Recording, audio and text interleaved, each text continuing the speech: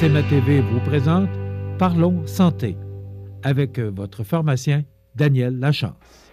Je vous souhaite la bienvenue à cette autre chronique santé. Je suis en compagnie de notre pharmacien Daniel Lachance. D'ailleurs, on vous parle de la pharmacie Uniprix sur le boulevard Taché.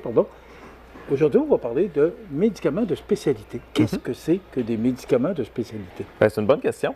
En fait, c'est une appellation qui vient sur des médicaments qui sont souvent pour des maladies moins fréquentes, maladies orphelines, des cancers ou maladies auto-immunes, dans le fond, qui sont loin d'être des problèmes courants. Donc, c'est une faible quantité de patients qui ont des médicaments qui ont soit des modes d'action particuliers, des dispositifs particuliers, des interactions ou autres particulières.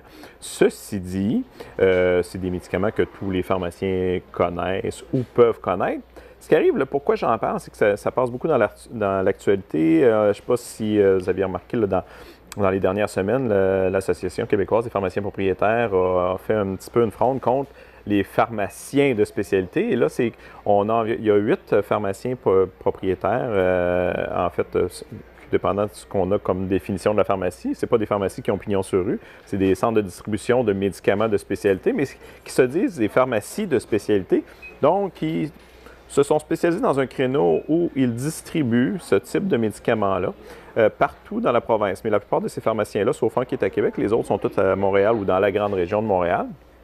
Et ce qui arrive, c'est que ça devient un mode de distribution relativement obscur. Dans le fond, même, j'ai beaucoup de mes patients, moi, puis graduellement, qu'on rapatrie un peu la médication dans leur dossier ici, pour diverses raisons. Mais dans le fond, principalement, c'est que, mettons, un patient a un nouveau diagnostic d'une maladie rare, par exemple, le fonctionnement. Le médecin fait une ordonnance, mais dans le fond, comment les ordonnances sont faites, c'est que c'est un programme de soutien aux patients qui est créé par la compagnie, donc qui crée le formulaire d'ordonnance. Le médecin prescrit la médication, puis le système est fait comme ça, donc c'est pas la responsabilité des médecins ou quoi que ce soit, mais dans le fond, eux, c'est simple, c'est qu'ils font l'ordonnance, envoient ça au programme de soutien aux patients de la compagnie qui fabrique le médicament. Et dans le fond, cette compagnie-là distribue le médicament de façon préférentielle à une de ces pharmacies-là. Donc, ils envoient automatiquement l'ordonnance pour tous les patients. Oui, ils disent qu'ils font signer un formulaire de consentement aux patients, sauf que le patient lui dit, bien, ce médicament-là, tu dois le prendre là-bas, est-ce que tu acceptes de l'avoir là-bas? Mais dans le fond, il ne se fait jamais dire qu'il pourrait théoriquement l'avoir à sa pharmacie traitante.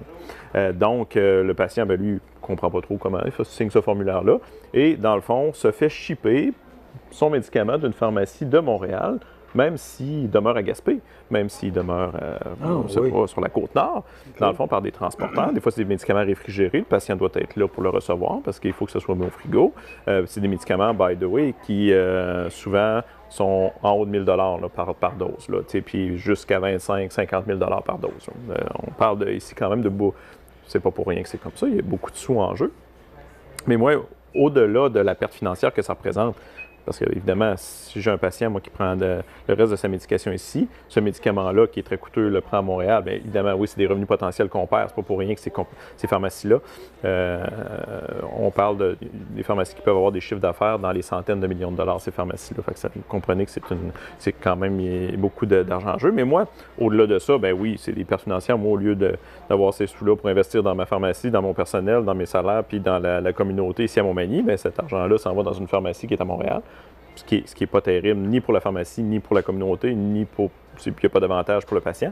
C'est qu'en plus, moi, bien, des fois, il y a des patients que je ne sais même pas qui prennent ces médicaments-là.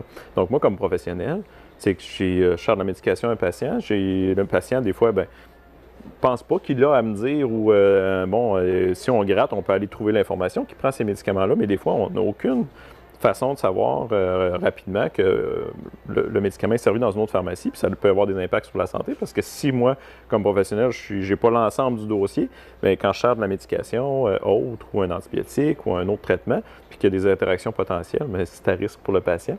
Donc, c'est un peu un non-sens. Puis, dans le fond, ces pharmacies-là disent puis les programmes, puis les fabricants, ben disent que c'est pour la sécurité du patient, puis les pharmacies sont mieux formées pour ces traitements-là, mais ça, c'est de la bouillie pour les chats. Bien honnêtement, moi, comme pharmacien, en fait, oui, il peut y avoir des formations particulières pour un produit, mais on se met à jour constamment comme professionnel de la santé. Donc, tu sais, pourquoi on n'a pas accès à ces formations-là, tout simplement, ou s'il faut se mettre à jour, ça va nous faire plaisir de se mettre à jour pour pouvoir servir nos patients entièrement. Je te pose la question, pourquoi?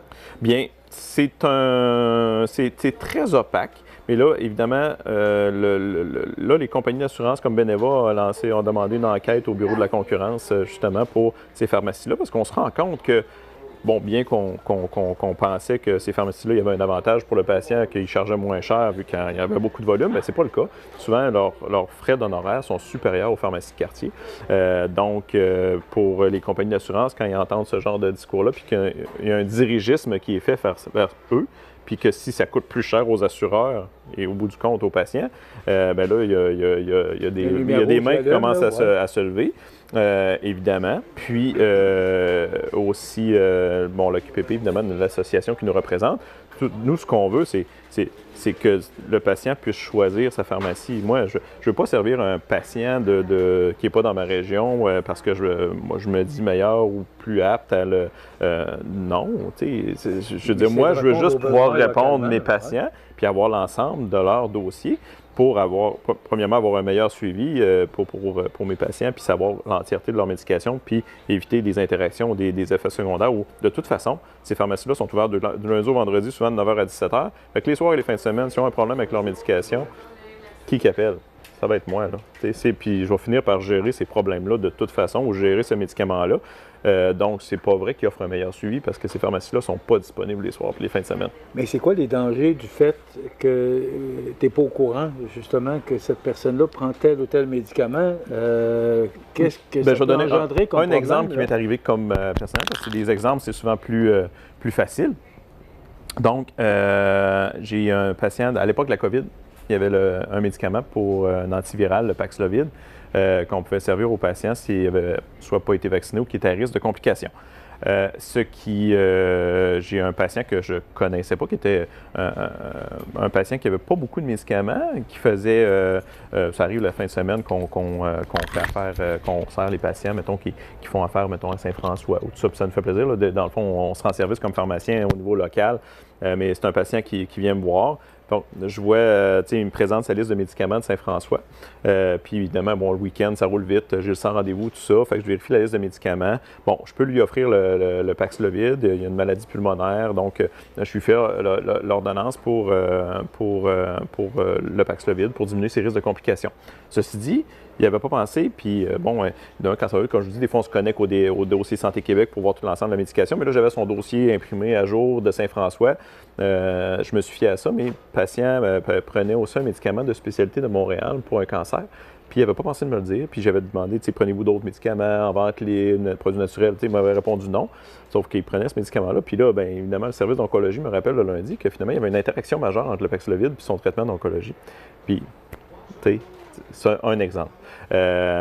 Puis, c'est le risque auquel on s'expose. Est-ce qu'il y a une économie? Est-ce qu'il y a un avantage pour le client pour que il n'y a pas d'avantage. Le client Gaspé fasse affaire avec une pharmacie de Montréal? Eux, ils ont la prétention qu'ils offrent un meilleur suivi, ils sont plus connaissants de ces traitements-là. Donc, le patient sauf que le programme de soutien n'est pas offert par la pharmacie. Le programme de soutien, mettons l'infirmière qui travaille pour la compagnie pour soutenir le patient s'il y a des effets secondaires ou parler elle travaille pour la compagnie, pas pour la pharmacie. Elle travaille pour le fabricant. Donc, il n'y a pas d'avantage de ces pharmacies-là pour le patient. Moi, je n'en vois aucun. Et de toute façon, puis un exemple, même s'il faut se former pour un produit qui a, mettons, une conservation particulière, une méthode d'action particulière, une méthode d'administration particulière, moi, comme pharmacien, je veux me former. Mais le problème, c'est qu'il y a des programmes de certaines compagnies que ça pouvait coûter jusqu'à 20-25 000 $ pour avoir accès à la formation, pour pouvoir servir le produit. Mais tu sais que je vais peut-être servir une fois. Donc, l'accès est fermé pour les autres pharmaciens parce que c'est tellement coûteux d'avoir accès au programme de formation que, tu sais, on ne va pas payer 20 000 pour servir un patient. Tu sais. Bon, quelques secondes, qu'est-ce qu'on peut faire? Il y a un danger, dans tout ça. Ce que je veux dire, le message, c'est que si vous consultez, puis que, dans le fond, vous avez une ordonnance pour un médicament, puis qu'on vous dit que votre médicament doit être servi dans une pharmacie de Montréal, puis vous êtes à Montmagny, bien, vous êtes en droit de demander d'être servi dans votre pharmacie. Que ce soit moi je parle pour la région, que ce soit chez Monsieur Thibault Coutu, que c'est là votre pharmacie. Mais moi, je ne veux pas parler pour moi, je ne veux pas que vous venez chez nous nécessairement, mais que vous soyez servi dans votre pharmacie, que ce soit Vincent à Saint-François, que ce soit Lila au Cap. Si vous avez votre dossier là, puis qu'on vous dit que votre médicament doit être servi de Montréal ou de Québec d'une pharmacie parce qu'elle est spécialisée, c'est faux. Vous avez le droit d'avoir le choix de votre pharmacie. Puis plus les patients vont eux aussi dire, ben non, moi, je vais être servi dans ma pharmacie, bien, plus ce système-là qui est très opaque, puis va un peu s'estomper. Et ça protège le patient parce que vous êtes au courant qu'il prend ce médicament. Exactement. Cliniquement, ça a un avantage pour le patient parce que son pharmacien a accès à tout son dossier, l'entièreté du dossier. Puis de deux, bien, dans le fond, oui, évidemment, ça évite d'encourager un système obscur où il y a beaucoup de sous qui s'en va là, puis qui ne revient pas dans la région ni dans les services locaux de santé. Merci beaucoup, c'est un bon message. On en a parlé dans les nouvelles parce qu'on a vu, il y a un communiqué de presse qui a été mis. Oui, exact. Merci Daniel Lachance, pharmacien dont on vous parle au 5 boulevard Taché-Ouest ou encore Uniprix sur de la fabrique 248-5595 pour nous rejoindre facilement. Ça complète. On se retrouve dans 2 semaines.